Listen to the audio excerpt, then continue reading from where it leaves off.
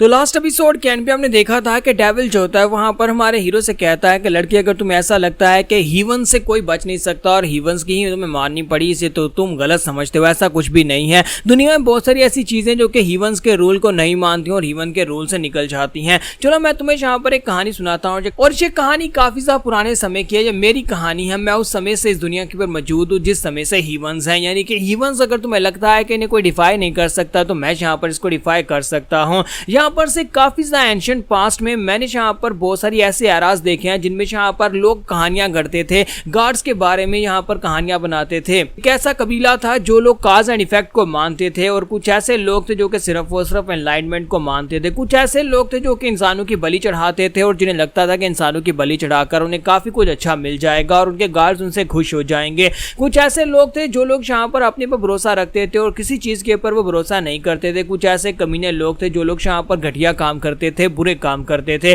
कुछ ऐसे लोग थे जिन्हें लगता था कि सिर्फ और सिर्फ पैसा कमाकर दूसरों को गुलाम बनाकर अपनी जिंदगी को बेहतर गुजारा जा सकता है। उन्होंने सारी जिंदगी पैसा कमाया, लोगों को गुलाम बनाया। कुछ ऐसे लोग थे जो बहुत ज्यादा अच्छे थे और अपना पैसा लोगों के ऊपर लुटाना चाहते थे और कुछ ऐसे लोग थे जो बेचारे इतने ज्यादा गरीब थे कि उन्हें सांस भी उधार की लेनी पड़ती थी। उन्हें यहाँ पर इस तरह से जीना पड़ता था कि एक टाइम कुछ खा लिया, दूसरे टाइम भूखे रह गए। इस दुनिया में जहाँ पर अच्छाई है वहां पर बुराई भी है, इस दुनिया में जहाँ पर बुराई है वहां पर अच्छाई भी है। और जहाँ पर इस दुनिया में हीवंस का रूल अगर कहीं पर है तो सभी लोग इक्वल क्यों नहीं है? अगर किसी ने जहाँ पर अच्छा किया, किसी ने बुरा किया तो हीवंस की तरफ से उनके ऊपर रोक टोक क्यों नहीं है? अगर तुम्हें लगता है कि हीवंस ने तुम्हें यहाँ पर यह करने से रोका तो ऐसा कुछ भी नहीं है। तो अगर तुम्हें सच्ची बताऊं तो मेरे हजारों साल में मैंने यहाँ पर कभी प्रॉपर जजमेंट नहीं देखी। अगर तुम्हें लगता है कि हीवंस तुम्हें जजमेंट्स देती हैं और हीवंस यहाँ पर हर किसी के साथ अच्छा करना चाहती हैं या फिर किसी को यहाँ पर उसकी बुराई की सजा मिलती है तो ऐसा वैसा कुछ भी नहीं है। तुम यहाँ पर हीवंस के खिलाफ जा सकते हो, तुम्हें बस यहाँ पर मेरी पावर्स चाहिए होंगी। तो इसी के साथ ही वो लड़का जो होता है वहां पर हंसना शुरू कर देता है और कहता है कि तुम्हें लगता है कि यहाँ पर ऐसा पॉसिबल है?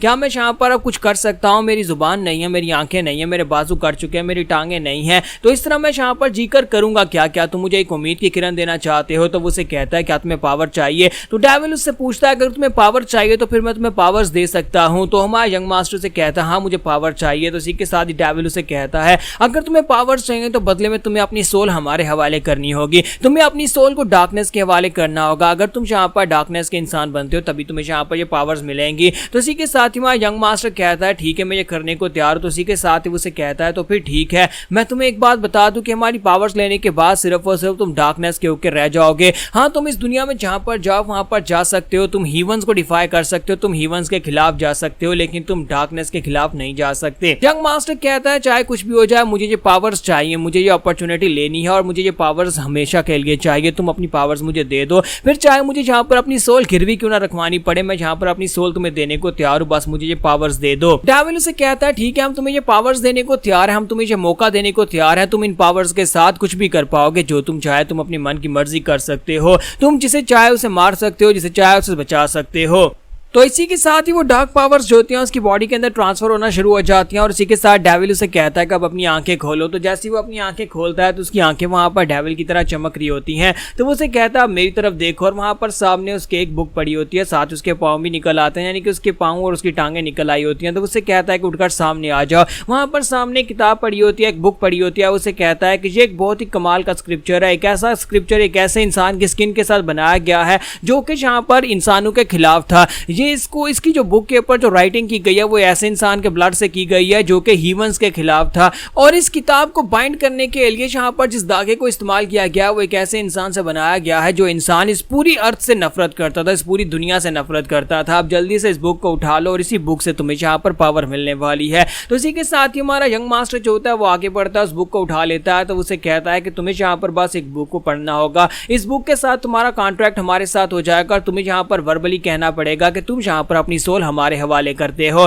तो इसी के साथ ही हमारा यंग मास्टर उस बुक को ओपन करता है और कहता है कि मैं तुम्हारे साथ एक कॉन्ट्रैक्ट बनाता हूं, आज के बाद से मेरी सोल तुम्हारी हुई, आज के बाद से मैं अपनी सोल को डार्कनेस के हवाले करता हूं। और इसी के साथ ही वो बुक जो होती है उसकी बॉडी के अंदर एब्जॉर्ब हो जाती है। और इसी के साथ ही डेविल उसे कहता है तो फेटेड वन, आज से ये बुक तुम्हारी हुई और उस बुक के अंदर जो कुछ भी था वो सारी पावर्स तुम्हारी और आज के बाद से तुम यहाँ पर डार्कनेस के रूलर हो।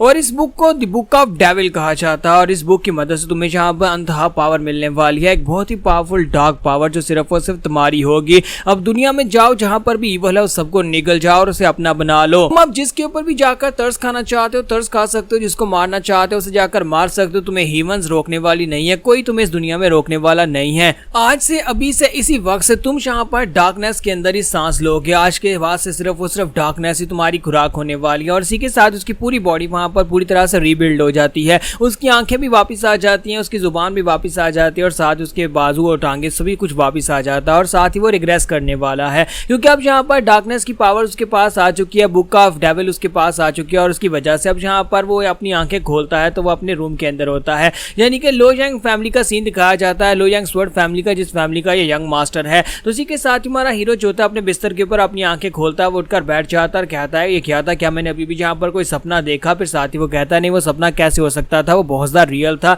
और मैं यहाँ पर कोई सपना नहीं देख रहा था बल्कि वो वाकई में सच था। मैं अपनी उम्र गुजारने के बाद वहां पर बुरी हालत में फंसा हुआ था उस क्लिफ के अंदर जहां पर से मुझे वो डार्कनेस की पावर्स मिली और इस वक्त मैं अपने रूम के अंदर हूँ। ये तो मेरा ही रूम है जो कि वोंगैक पवेलियन में है। इसका मतलब जैक में अभी तक लो यांग फैमिली में, अभी मैं यहाँ पर किसी दूसरी फैमिली का दामाद बनकर यहाँ पर से गया नहीं हूँ। क्या यहाँ पर मुझे एक दूसरा चांस मिला है? तो उसी के साथ ही वो यंग मास्टर नीचे उतरता है, उतरने के बाद सीधा शीशे के सामने जाकर खड़ा हो जाता है और कहता है तो इसका मतलब जैक मुझे यहाँ पर डार्कनेस ने पास्ट में भेज दिया, मुझे बुक ऑफ डेविल ने पास्ट में भेजा है ताकि मैं यहाँ पर उस सबको सही कर सकूं जो मैंने यहाँ पर खराब कर दिया था। इस वक्त मैं 17 साल का हूँ और आज मेरा यहाँ पर बर्थडे होने वाला है। इसका मतलब यह है कि वो स्ट्रेटजीज जो है वो स्टार्ट होने वाली हैं, वो सारे हादसे स्टार्ट होने वाले हैं जिसमें मेरे लोग मरे थे, मेरी फैमिली मरी थी। तो वो भी वहां पर शीशे के सामने खड़ा होता है कि उसे बाहर खड़े गार्ड्स जो होते हैं वो बातें कर रहे होते हैं, उनकी आवाजें सुनाई देती हैं। एक गार्ड कहता है क्या हमारा एल्डेस्ट यंग मास्टर अभी तक उठा या नहीं? दूसरा गार्ड उसे कहता है कि नहीं, वो अभी कहाँ उठेगा। क्या तुम्हें वाकई में लगता है कि उसके उठने के बाद यहाँ पर हमें कोई फायदा होने वाला है? अगर वो यहाँ पर बीमार पड़ा है तो उसे बीमार पड़े रहने दो, उसे जैसे यहाँ पर होश आएगी वो उठेगा और फिर से अपनी किताबें उठाकर एक किताबी कीड़ा बन जाएगा।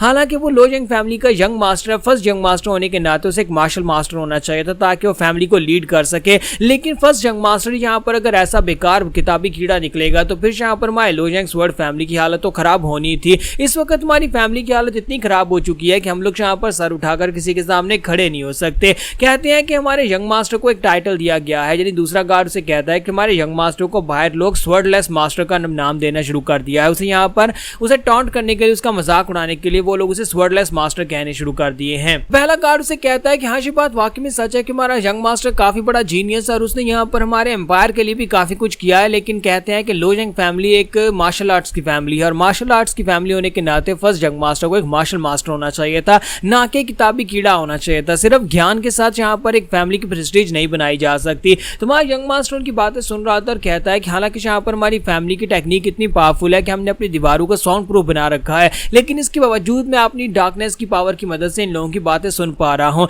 अगर मैं इनकी बातें नहीं सुन पाता तो मुझे यहाँ पर इस बात का आइडिया ही नहीं होता कि मेरे नौकर मेरे बारे में क्या बातें करते हैं। मुझे तो आज पता चला है कि ये सभी लोग यहाँ पर मुझे स्वॉर्डलेस मास्टर का टाइटल दे चुके हैं, यानी कि एक ऐसा मास्टर जो तलवार यूज नहीं करता। ये तो मेरे लिए बहुत ही बड़ी डिसऑनर की बात है। मुझे इन लोगों को सबक सिखाना चाहिए। इन लोगों की हिम्मत कैसे भी यहाँ पर इस तरह से मेरे बारे में बात करने की। तो यहाँ पर हमारी एपिसोड 02 का एंड होगा और नेक्स्ट एपिसोड में देखेंगे कि क्या हमारा यंग हीरो यहाँ पर वाकई में एक बहुत ही बुरा डेविल बनने वाला है, क्योंकि जाहिर सी बात उसके पास डार्कनेस की पावर है और वो कोई अच्छे काम तो नहीं करने वाला।